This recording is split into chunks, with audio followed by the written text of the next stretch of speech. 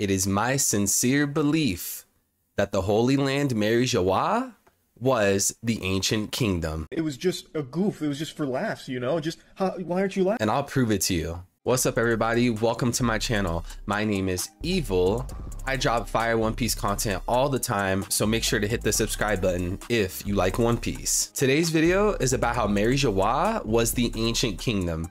As of One Piece chapter 1022, a huge key to the puzzle was given to us readers, and I'm excited to share this theory with you all. While researching images for this video, I stumbled across people with this idea before. For an example, a YouTuber by the name of Blackleg Vinsmoke and a Redditor by the name of Zokai. I will be leaving their links in the description. I decided to put out my own video because I have more evidence, I have different interpretation to character dialogue, and I have newer One Piece chapters included within this theory. With this out of the way, let's dive in. This all started back in July 13th, 2020. It was around 2 a.m. my time, and I posted a theory onto a Discord server, and ever since then, people seem to have liked it. At the time, I was rereading One Piece, and I was around chapter 395, the chapter where Professor Clover dies. This chapter made me question myself.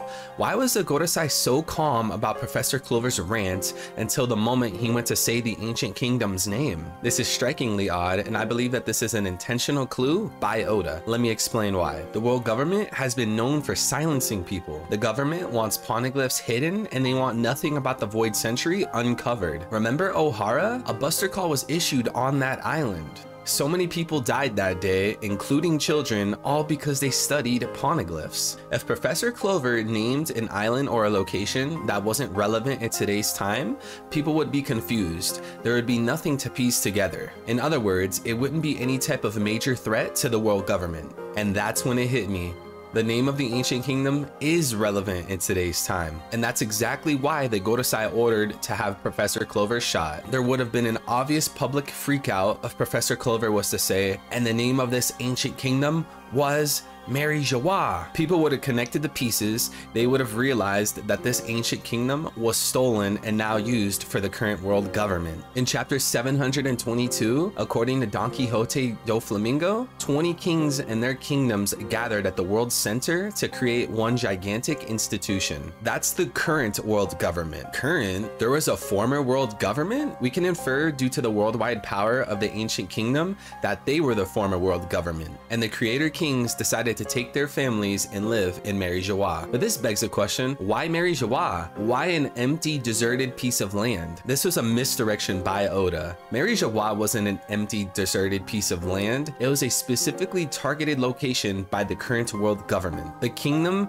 power, and utilities was already there, above the red line. What the 20 kingdoms decided to do was raid a location, raid a kingdom for their valuables. Why build such a beautiful, powerful, and advanced kingdom like Geoise when you could just take it? The people that were formerly living there above the red line was revealed to us as well. As of One Piece chapter 1022, Marco revealed to us that King of the Beast Pirates is a part of a race that lived above the red line. Marco explicitly states, I used to hear rumors about a fire conjuring race that lived above the red line. King of the Flames, huh? So basically, the ancient kingdom had a race of people who were fire conjurers. It's very interesting because prior to this, we didn't have any canon proof, any canon information that anyone previous to the Geoise and the world government lived above the red line. For all we knew, Geoise really could have been formed at a deserted, empty place. Why is this significant? Because this is a piece to the puzzle of the ancient kingdom. King's ancestors used to live in the ancient kingdom. King's race used to live on top of the red line,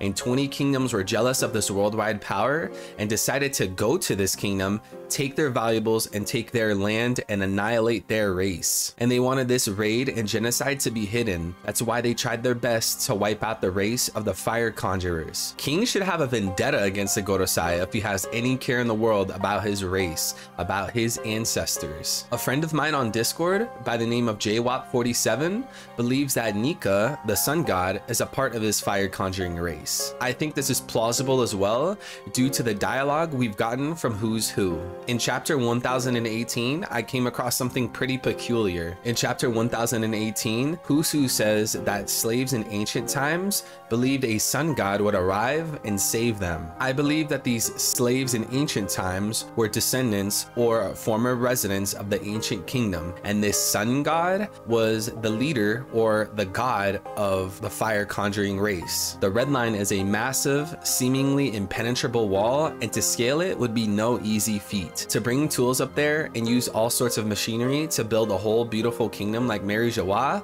would take centuries. During a visit at Mary Geoise, we're told that the trees outside were man-made. That's very odd and peculiar. Was the landscape destroyed and wiped out so bad that they had to put out these man-made trees? I wonder what happened there for the landscape to be destroyed.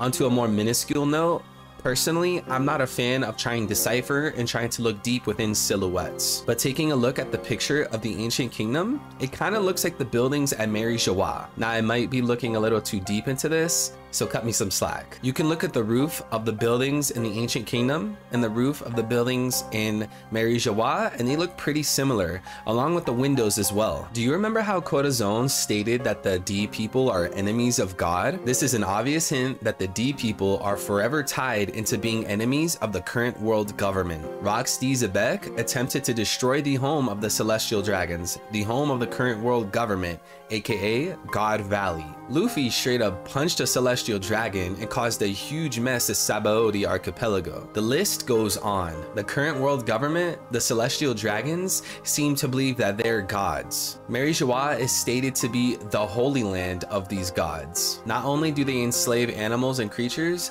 they enslave humans as well. They treat any average townfolk as trash. They even wear helmets in order to not breathe the same air as human beings. It's actually quite hypocritical. You would think that these holy people would spread love and joy, but it turns out that they are the stereotypical idea of a pirate.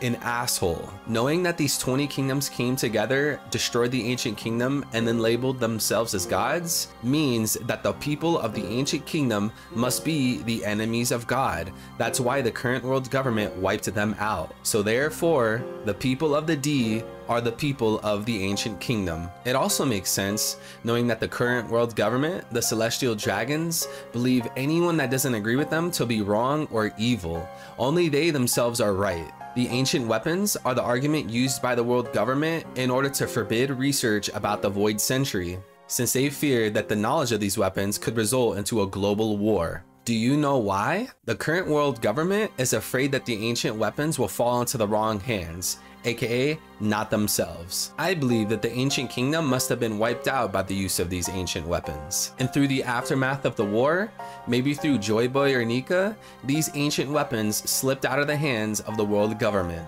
Gorosei is so afraid of the ancient weapons and their power because they've used them before. Shirahoshi being Poseidon, an ancient weapon, makes it harder for the world government to track and control. It's through inheritance. Pluton could be in the world government's possession right now, or it could have been destroyed, but they're so scared because they know that the blueprints of it were floating around. And they know its devastating power. It could be used to take out Mary Geoise itself, or it could be used to take out the Red Line. As far as Uranus goes, we're not sure if it's a person, object, or creature. If it's a person or creature that passes down through inheritance, again, it would be difficult for the world government to track and control. So let's have a quick recap. There is an ancient kingdom, glorious and prideful, living above the Red Line. They had worldwide power and was considered the world's government. This ancient kingdom was also the home of a fire conjuring race. 20 kingdoms came together and destroyed this ancient kingdom and performed a genocide on this fire conjuring race as well. At the tail end of this genocide, aka the Void Century, the 20 kingdoms came together and decided to take that ancient kingdom's land as their home and call it Mary Geoise. They also started to label themselves as gods and celestial dragons, and any lucky survivors or any descendants from this ancient kingdom as enemies of God. But I believe that about wraps it up. Thank you guys so much for watching the video. If you enjoyed this theory, press the like button. It's free and it helps me out a lot. Other ways to help me out, press the subscribe button so you can never miss a video. Press the notification bell to get reminders as well. And also leave a comment. What do you think about the world government? Is this theory true? Is this theory wrong? Let me know. I also recently made a Discord server, so if you're interested in talking to me more up close and personal and making some more One Piece friends, join the Discord server. The link is in the description. As of recording this video, I am at 1,343 subscribers, and I thank every single one of you guys. I love talking about One Piece. I've been into One Piece for a very long time, and to gather such a large amount of people to share my opinions with is just amazing. Thank you so much. With all that being said, I hope you guys have a great day. Enjoy the outro.